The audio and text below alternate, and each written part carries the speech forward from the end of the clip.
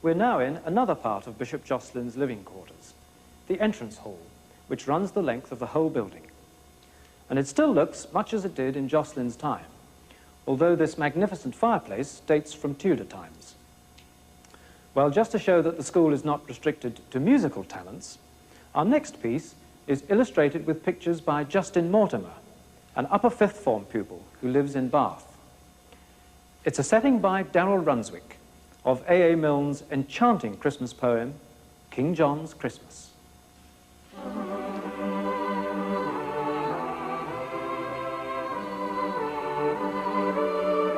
King John was not a good man, he had his little ways, and sometimes no one spoke to him for days and days and days.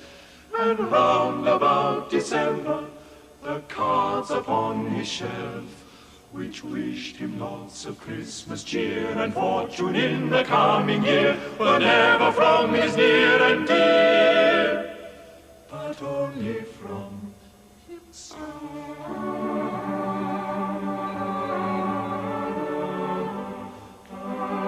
King John was not a good man, yet had his hopes and fears. They'd given him no present now for years and years and years. But every year at Christmas, while minstrels stood about, collecting tribute from the young for all the songs they might have sung, he stole away upstairs and hung a hopeful stocking out. King John was not a good man, he lived his life aloof. Alone he thought his message out while climbing up the roof. He wrote it down and propped it against the chimney stack. To all and sundry, near and far, F. Christmas in particular, and signed it not Johannes R. but very humbly Jack. I want some crackers and I want some candy. I think a box of chocolates would come in handy. I don't mind oranges, I do like nuts, and I should like a pocket knife that really cuts. And oh, Father Christmas, if you love me at all, bring me a big red India rubber ball. King John was not a good man.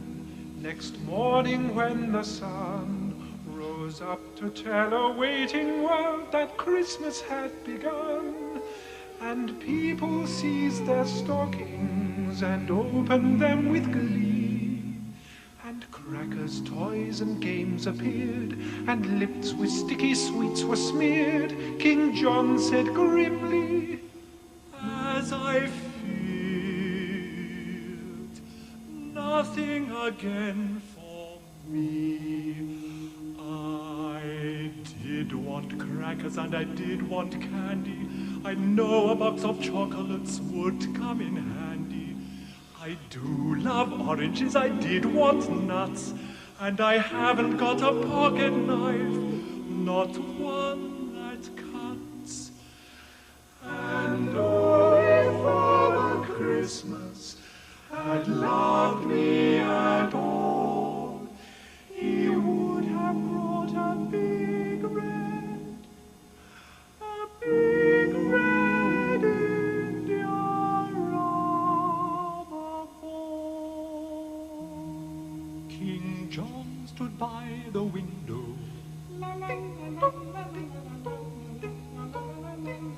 and frowned to see below the happy bands of boys and girls all playing in the snow. A while he stood there watching and envying them all, when through the window, big and red, there hurtled by his royal head, and bounced and fell upon the